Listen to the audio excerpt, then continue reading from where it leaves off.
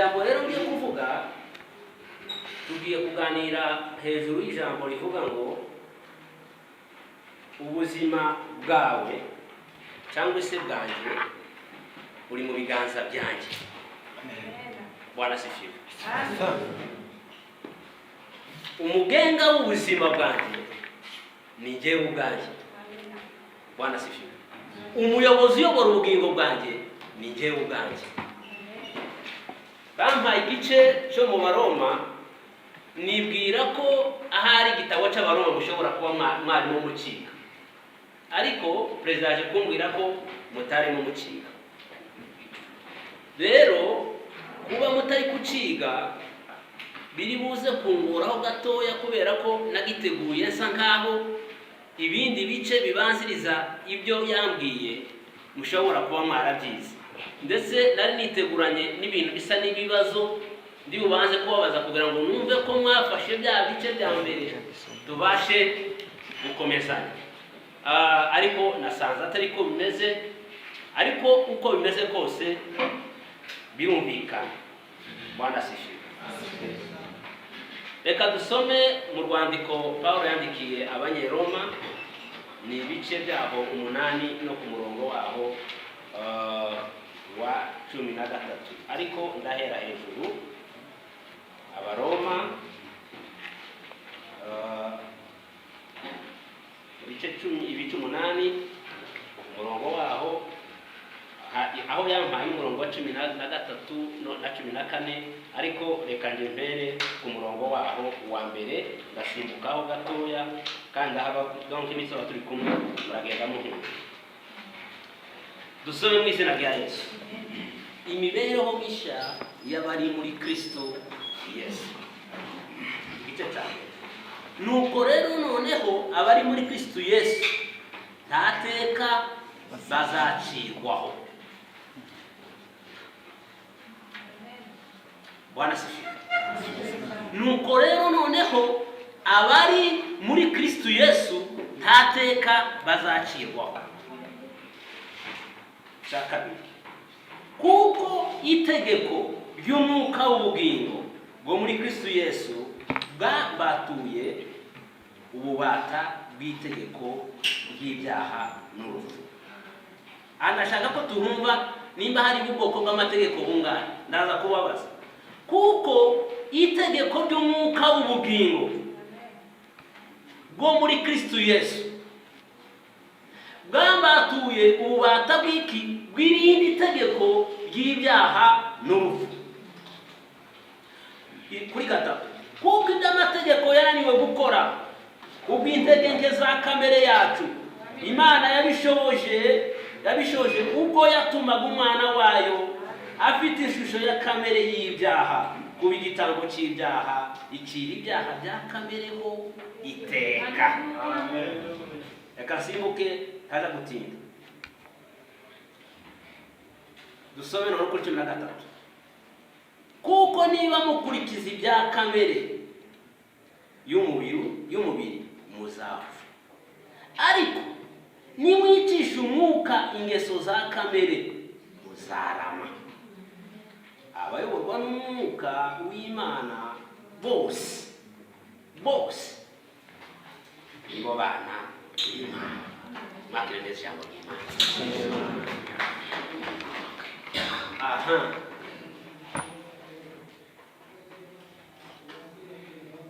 Family zose mwayerekana kuri family ya mademoiselle, sibyo? Siko mwayumvira niba ari imiryango. Umuryango wose iyo ubyuka ugira umuyobozi, kandi iyo bavuze ubuyobozi babivuga amategeko agenga uwo muryango. Icyatumye ntahagurutse hamwe n'uriya muryango, reka mvuge ndabona abantu benshi ari bashasha, abozi ni bakeya kandi bari muriya n'abangabo na Marta. Ndumva ari bakeya ariko abandi benshi ndabona mu maso yanjye muri benshi sibwo bwa mbere mbonye nawe, ariko iyo kibazo. Rero abangaba bafite umuryango runaka, niba ari Jehova Jire bafite umuyobozi kandi bakagira n'ikintu kibagenga. Amen. Iryo tegeko iyo habayeho itegeko runaka nibwo tumenya ngo bazaterana kuwa kabiri, bahere sangahe, barangize sangahe. Ayo mabwiriza n'amategeko baba bari gushyiriraho.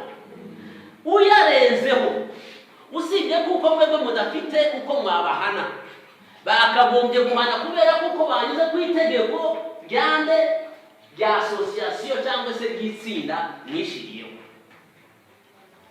Amen. Amen. Hano rero iyo twiga Bibiliya kenshi dukunze gusa nkaho dusimbagurika, bigatuma dusiga abantu mucerega hagati ahangaha akaba adafashe hejuru ntanafate no hasi. Noneho bigatuma ateraganwa n'umuyaga, bigatuma agira gute ahura ahagaze. Ijambo rya mbere tarinjira mu cyigisho neza, ndabanza mbabwire igihugu cyose,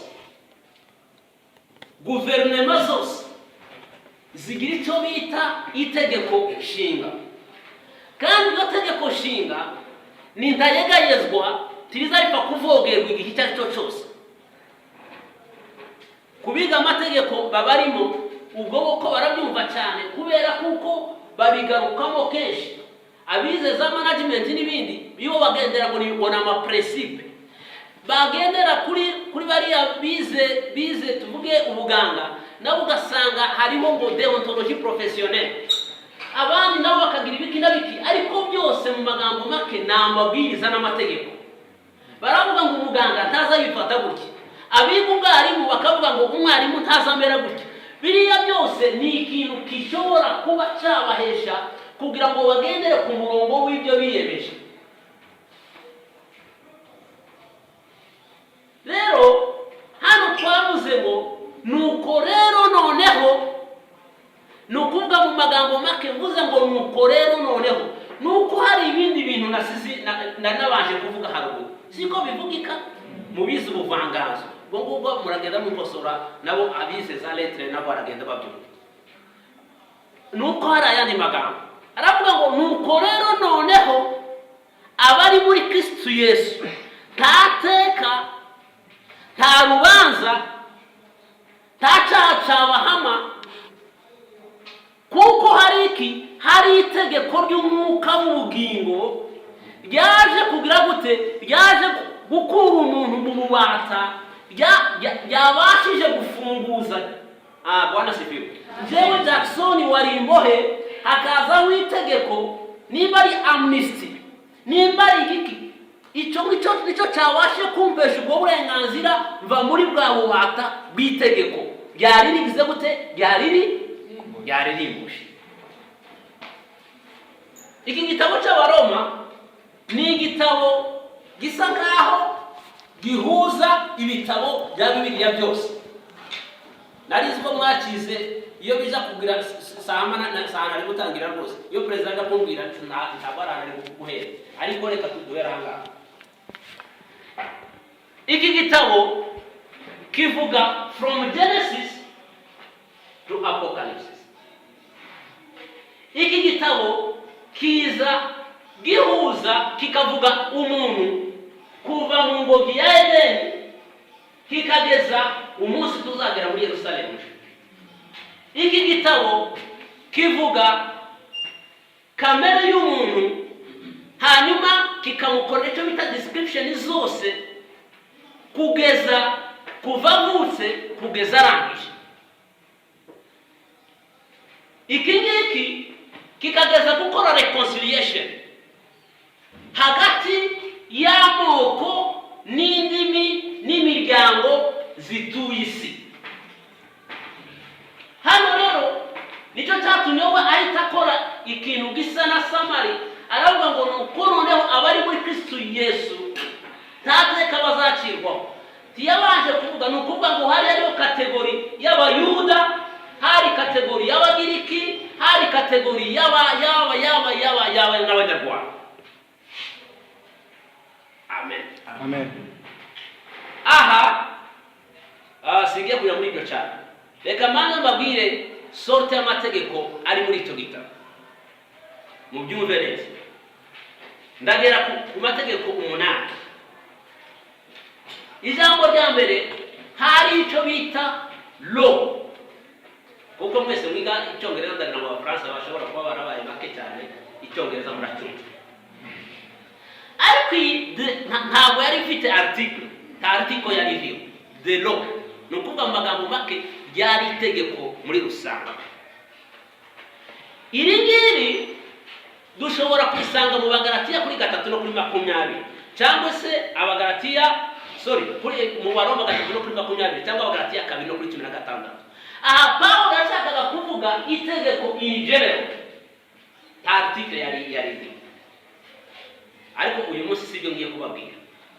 Icya kabiri yashakaga kuvuga noneho amategeko ari amategeko 10 commandments, donc amategeko angahe 10 tugira kwebo, aho tugira ngo tukifuze, tukibe, tuka sibyo?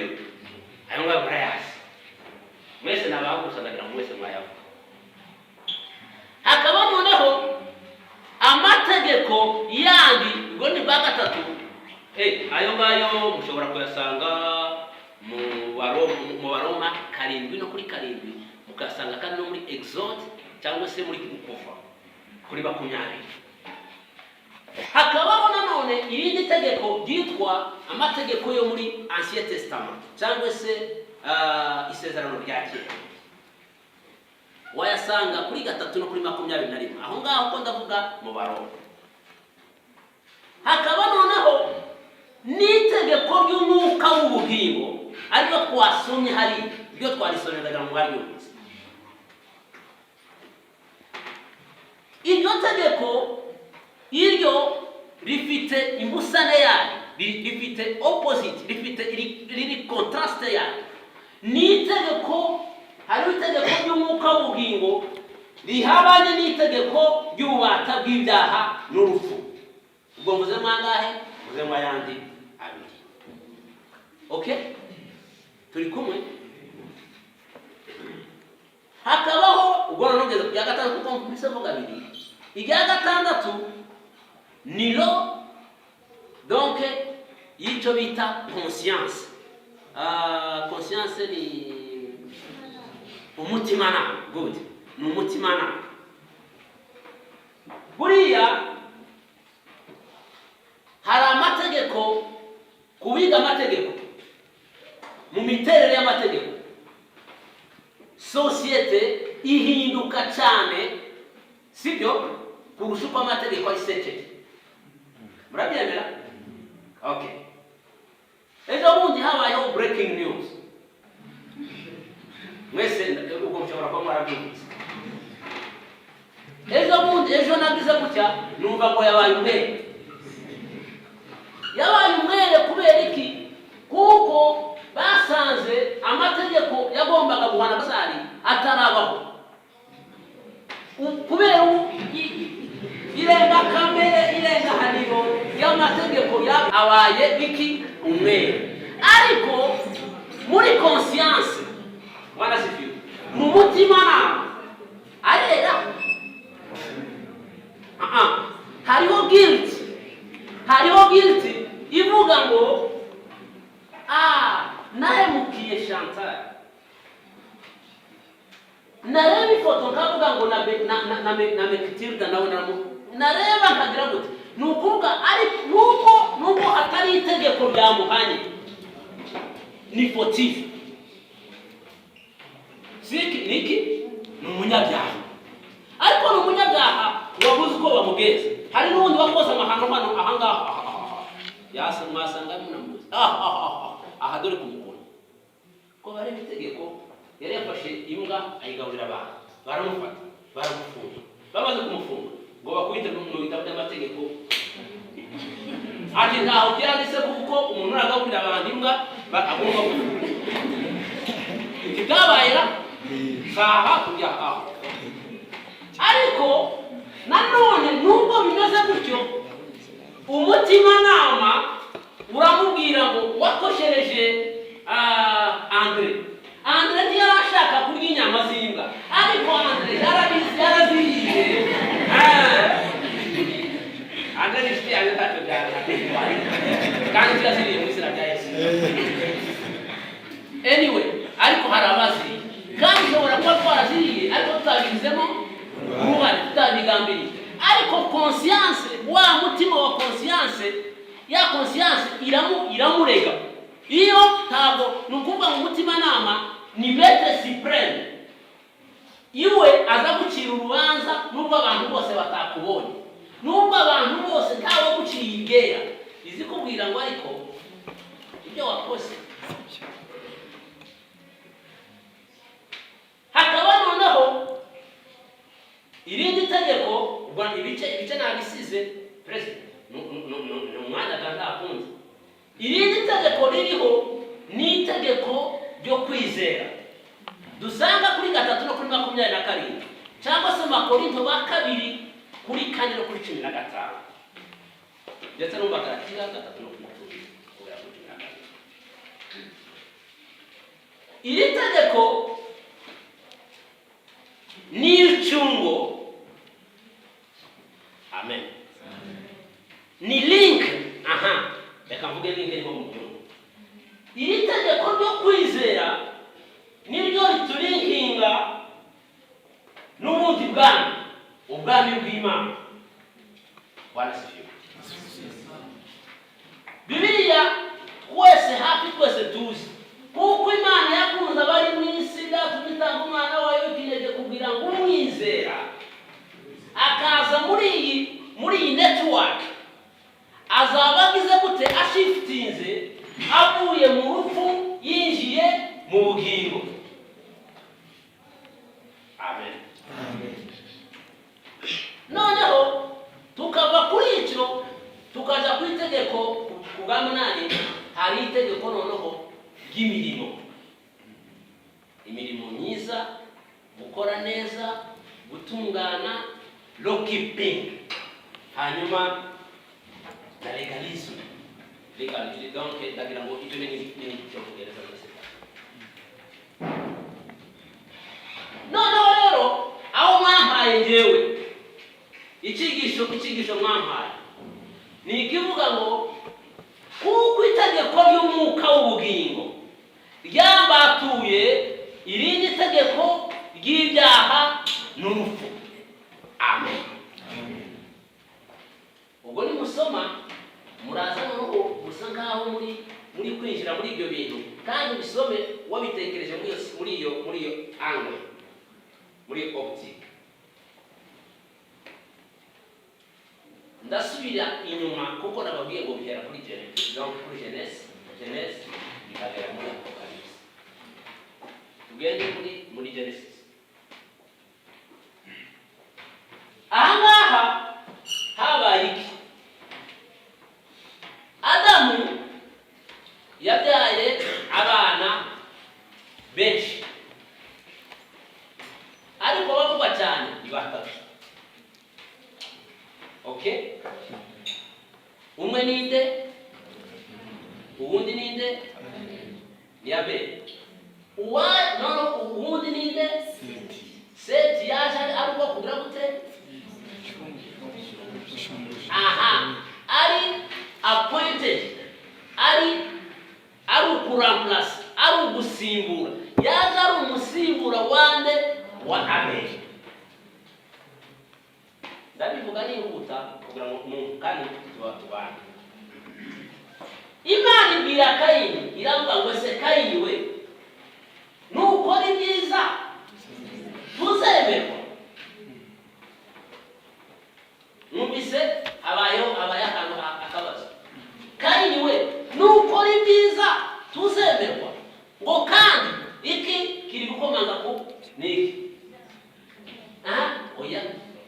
Iki kiri kwituka kikagira ko ibyaha. Vuga cyane.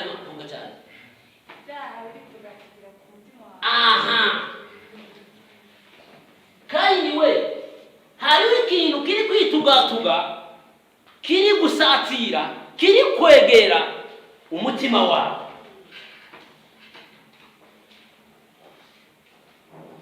Kuko isa kitavuze umubiri, kuko kitavuze amaguru, kuko kitavuze cyavuze umutima. Bibiliya iravuga ngo umutima w'umuntu ngurusha ibindi byose gushukana, kandi gurwaye indwara tiwizeye gukira.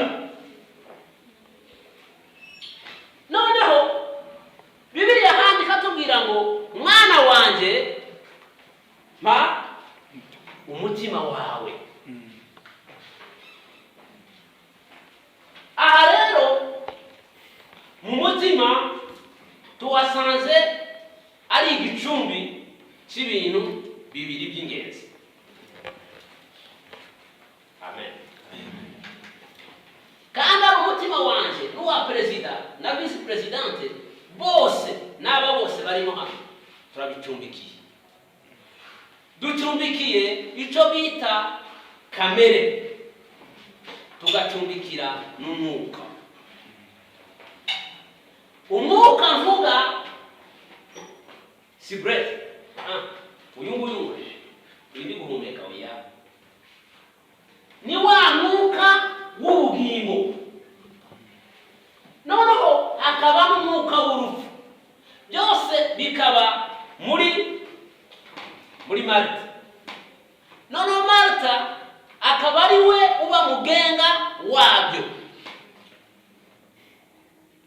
Abantu benshi zanumva n'ubu hari zasaga bikina biki saka bashiki bacu bo babaye ukabagira n'imyaka mike ngo yarashukashutse wongera gute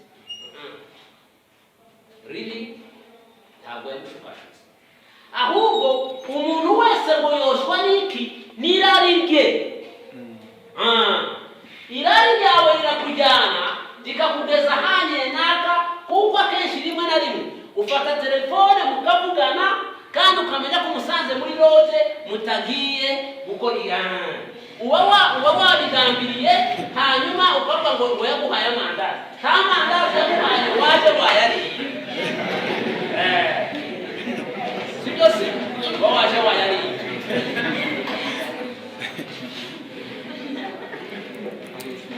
Yes, ashimwe. Noneho rero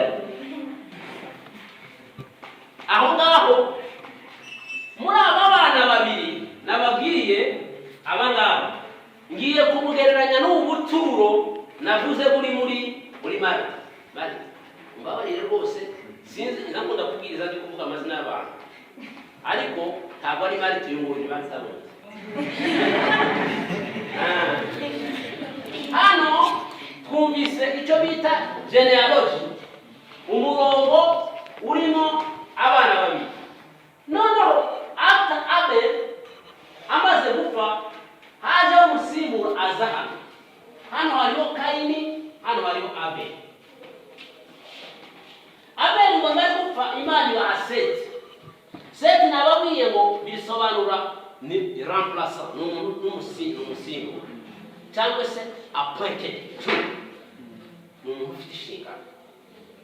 Uyu nguyu aza ari we ubasamuragwa. Uyu nguyu ni nawe wakomotsweho n'abantu bose babizera.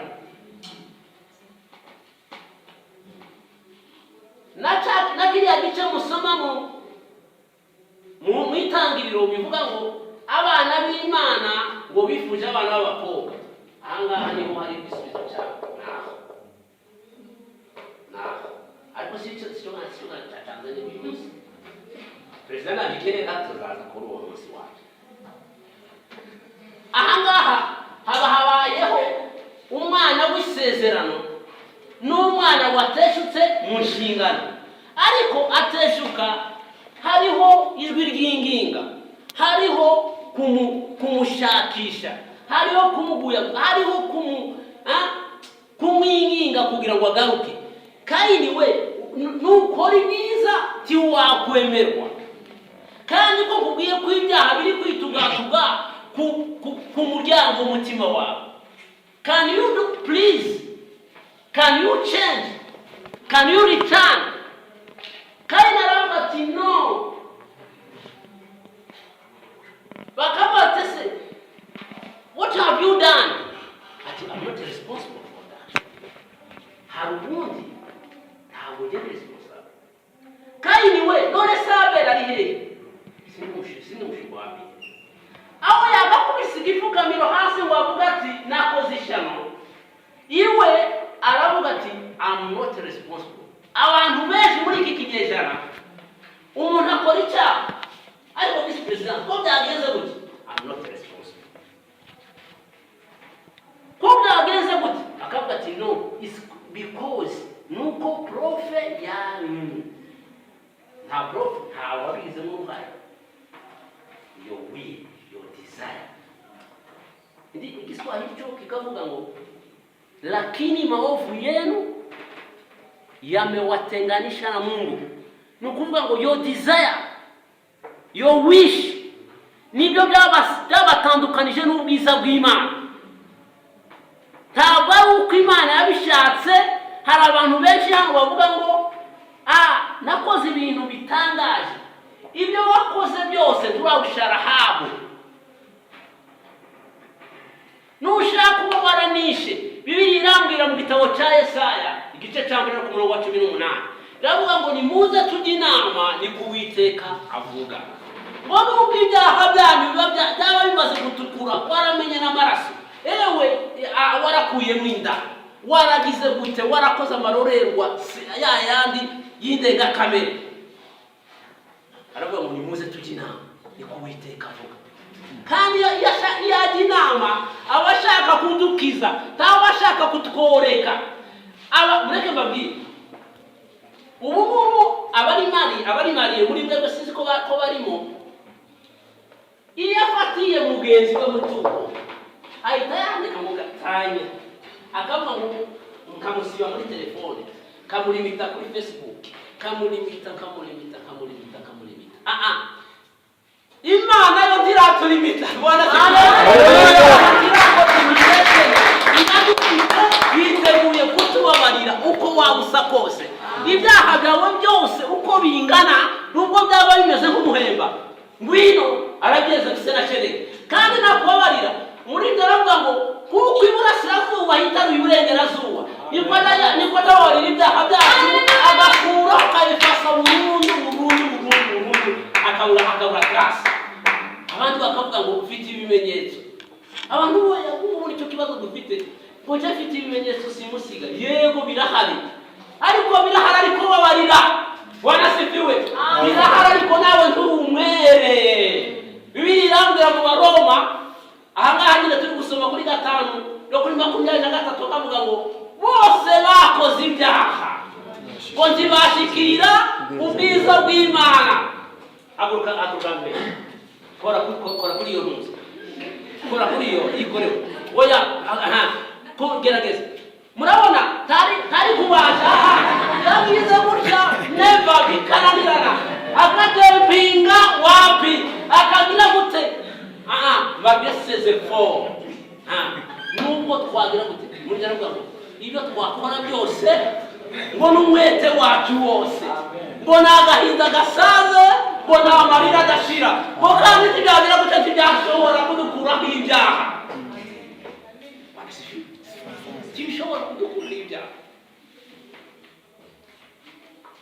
Paulo atanga asa.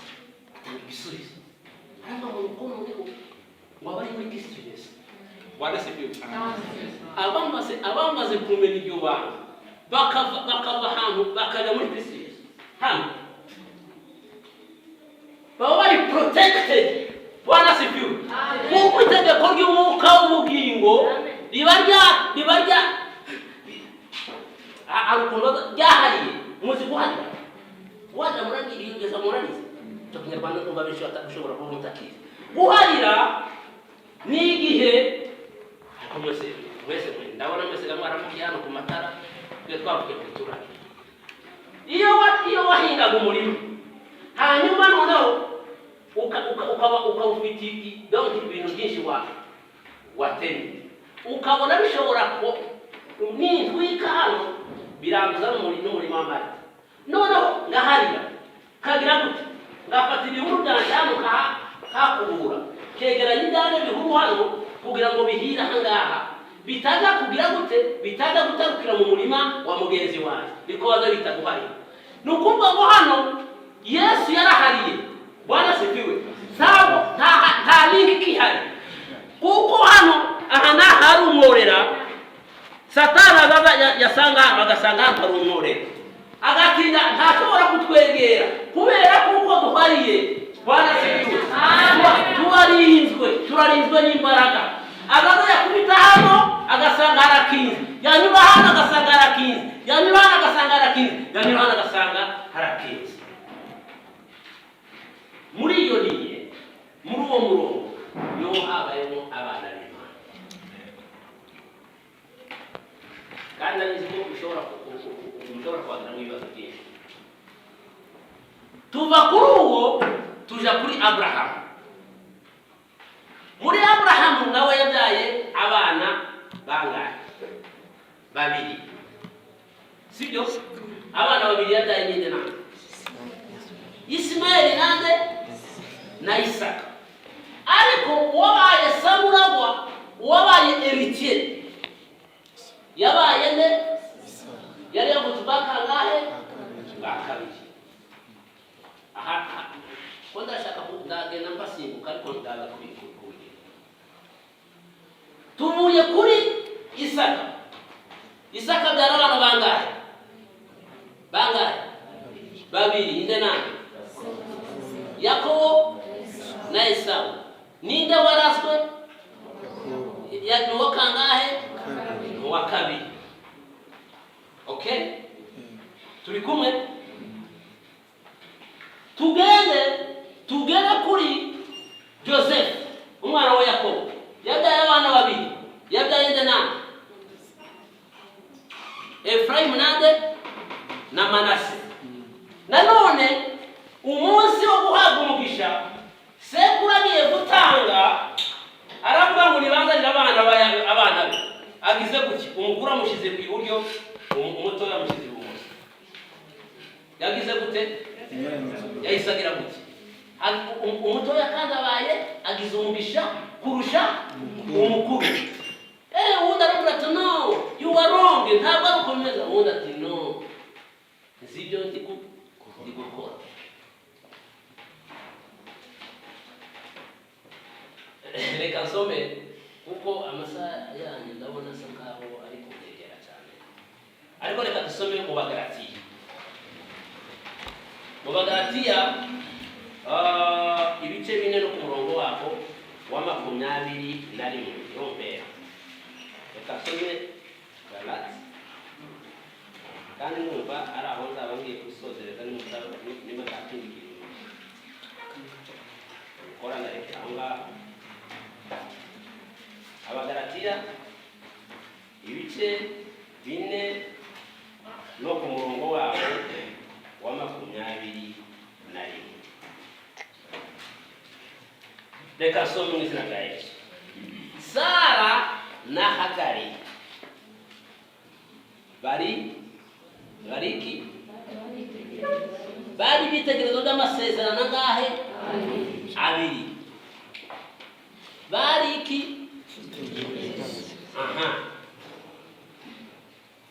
Abashaka gutwarwa n'amategeko nimumbwire, timurasobanukirwa n'amategeko. Byanditswe yuko Aburahamu yari afite abahungu bangahe? Babiri. Umwe yari uw'ishoreke, undi yari uw'iki? W'umugeni. Mwisaba abahungu bombi. Umwe yari uw'ishoreke, undi yari uw'iki? Yari uw'umugeni. Uw'ishoreke yavutse nk'uko iby'umubiri bigenda. Yumvise mwese ntimubizi? Ibyo byose nabibabwira murabizi cyane. Naho uw'umugeni yavutse kuko isezerano ry'Imana. ibyo birimo umugani, wowe mugani ninde wasoma ibyo birimo umugani, kuko abo bagore bameze nk'amasezerano angahe abiri. Rimwe ryavuye ku musozi wa Sinayi ribyarira ububata, ibyo nibyo rigereranywa na Hagari.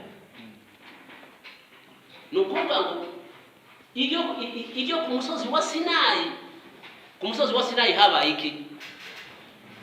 Ku musozi habaye iki? Aha, niho ndakurabira. Ku musozi wa Sinayi niho twaboneye amategeko, kandi amategeko buriya abereyeho kwerekana imbaraga nke z'umuntu.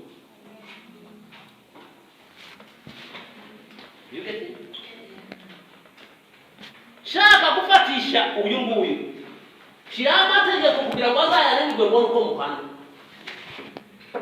Ariko Yesu Kristo aje ntabwo yatuzaniye ariya mategeko, ahubwo yaje ari uwo gusimbuza ariya mategeko kugira ngo habe w'itegeko ry'icyaha n'urupfu, haza w'itegeko ry'umwuka w'ubugingo.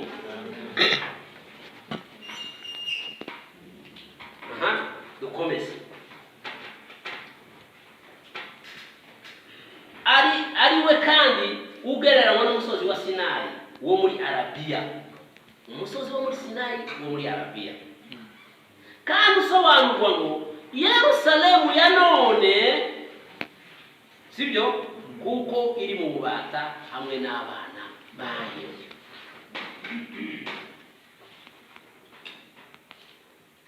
Yerusalemu ya none iri mu bubata hamwe n'abana bayo.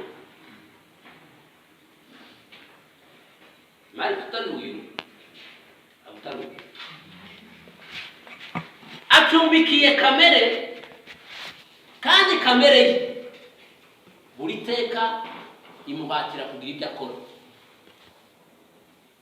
Ni waba mu kwifuza kose, ni waba mu ishari byose, ni waba mu bwicanyi bwose, abandi bwabonye wa mu Frere yavugaga, ni waba mu ibintu byose bikubiye aho ngaho. Ariko muri we, muri Marita, harimo uwundi muntu ufite imbaraga zo kumaraho ubwo bubasha bw'icyo cyaha bw'ibintu bizamuka muri we. Iyo rero iwe nka arbitre k'umusifuzi ashatse ko Manchester itsinda Man U, iratsinda, sibyo? Iyo ashaka ko iyi timu itsinda, niwe utanga direction, agatanga za penalty. Buriya kenshi muza gutanga za penalty, hanyuma igitego cyamara kwinjira ukavuga ngo yeba we musasha na igitego kigira, kandi watanze penalty, niwe watanze penalty kugira ngo batsinze igitego.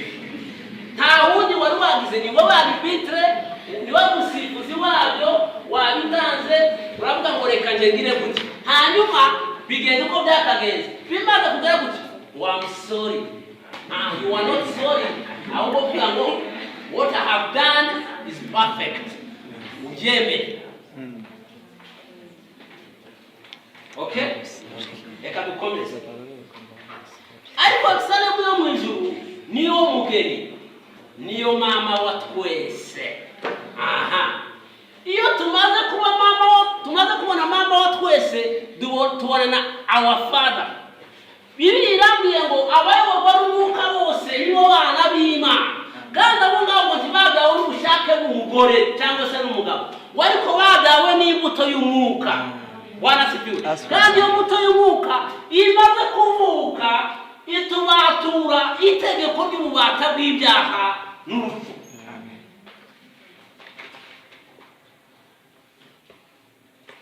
Singiye kubatinda muri byinshi. Buri muntu wese wo muri twebwe afite umugenga, ni ukuvuga ngo niwe mugenga w'ibyo atunze. Kandi uzi neza urasobanukiwe ngo ibyo nza nkora bifitemo uruhare. Kandi usome Abagalatiya 5:20. Ariko nakomeje gukora njyenyine.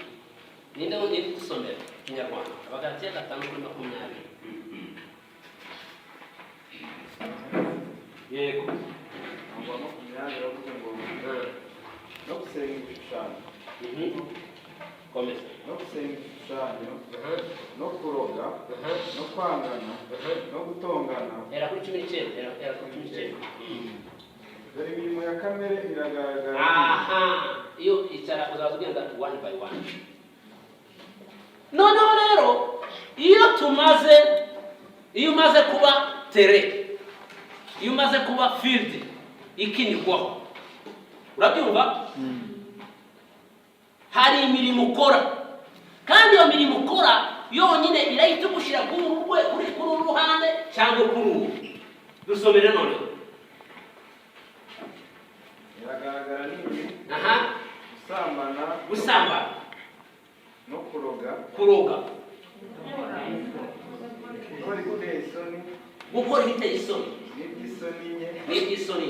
No gusenga ibishushanyo. No kuroga. No kwangana. No gutongana.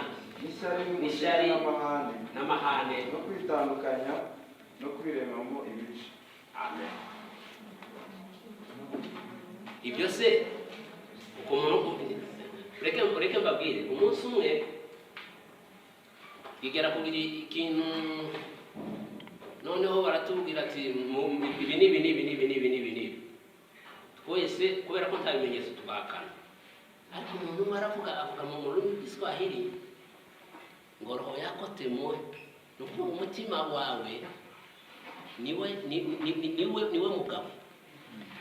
Kandi umutima wacu uzi ugenda waryamiriya ukavuga ati ariko nubwo byagenze gutya, hano mwese murabere, ariko umutima nama urakubwira ngo turi umwere pe, igahita ukuzana ikakubwira, ikakwereka ahandi aho nari mfunze inguni na naka kahambira, kavuga ati ariko ntawakubonye nyine, ariko umutima nama wawe wakubwiye. Dore imirimo ya kamere kandi kigaragaza ni iki ngiki. Mureke mbabwire, ubu abarokore twese benshi hari ibyaha twaretse turabireka pe, tuzatunywa inzoga no gusambana ntabwo hari kuri bamwe birimo, abandi bakagira gute, hakuza tukora iby'isoni nke. Iby'isoni nke ni ibihe? Ni ukunyuza kuri mushiki wanjye kamukora hano, ibyo ni iby'isoni nke. Ntabwo nasambanye ariko nagize iby'isoni nke. Mu migani akavuga ngo kurikira ijisho ibiki na biki ibi ni iby'isoni nke. Saa kizi za telefone zo baduhaye, my godness, izo baga basa nkaho bagiye gutanga ngo amasomo, noneho abantu baheze muri ya masomo adashira, mu gitondo na nimugoroba yabyukiraho.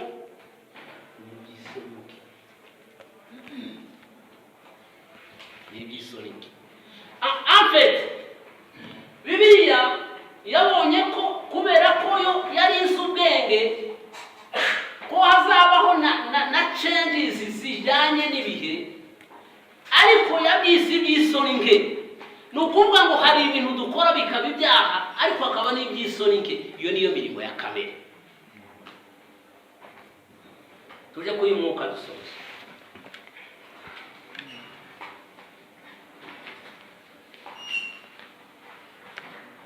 Komeza abarundi.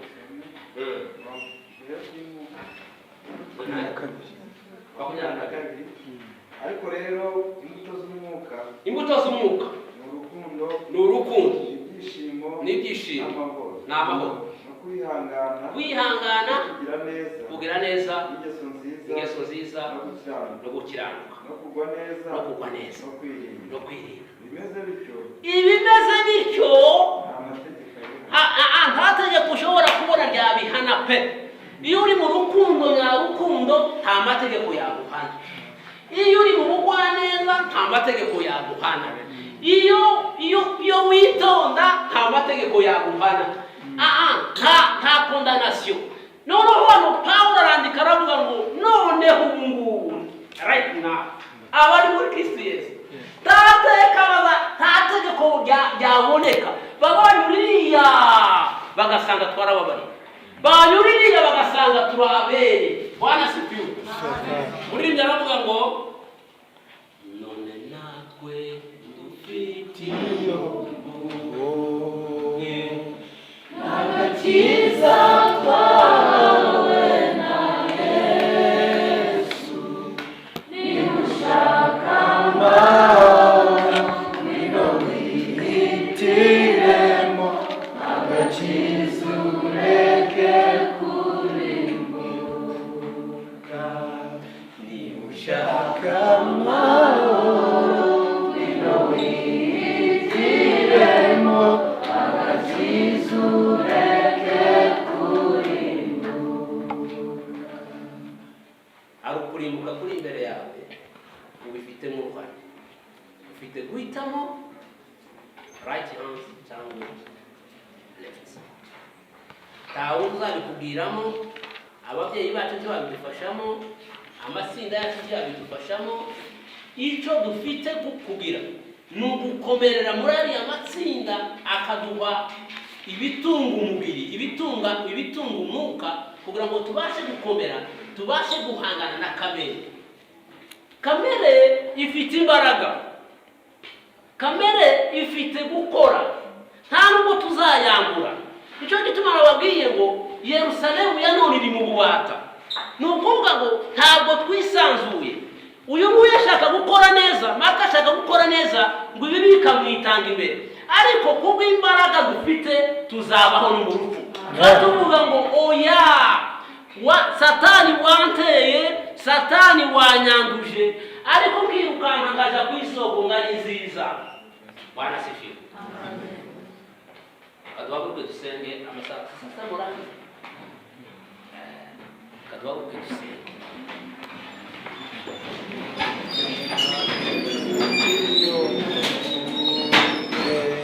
N'agakiza twawe gushaka amahoro ngwino wihitiremo agakiza ureke kurimbuka. Ushaka amahoro ngwino wihitiremo agakiza ureke kurimbuka. Nimushaka amahoro ngwino wihitiremo agakiza ureke kurimbuka. Nimushaka amahoro ngwino wihitiremo agakiza ureke kurimbuka. Watanze ubugingo bwawe bwacu, Bwana uzakirwaho iteka ibyaha byacu byaratwanduranyije nawe Mana. Ariko ndagushimira kuko amaraso ya Kristo Yesu yavuye kugira ngo abashe kuhagira no koza ibyaha bya buri wese. Mushiki wanje, murumuna wanje ngaha bose Mana ubagirire neza, utwambike umwuka wera, tubashe Mwami guhangana na kamere iduteza ibyaha. Titwakwishoboza Mana, nta mbaraga dufite, ariko wa Mana we niwo twaguye. Mana twarandaguye, Mana twariruhunge, urinda nako ndakubwiwa mu Yesu uzakagera mu Mana dushimiye kukuhangana, abari gusengura ubwiza, abari gusengura umutima, abari gusengura impinduka nziza muri kamisi, aho